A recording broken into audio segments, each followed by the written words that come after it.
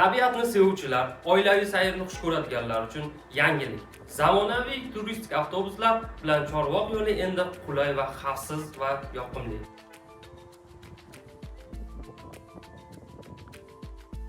2025-yil 1-iyuldan boshlab 1226 sonli mashinasozlar metrosi Chorvoq, ya'ni Qumsoq Qo'rg'oni yo'nalishida maxsus turistik avtobuslar qatnovi yo'lga qo'yildi.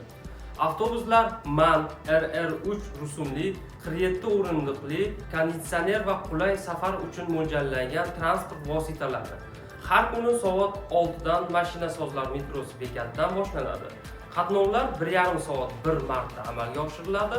Safar davomiyligi taxminan 1-1,5 soat. So'nggi qatnov Chorvoqdan kechki 20:30 da, mashinasozda esa 22:00 da tugaydi.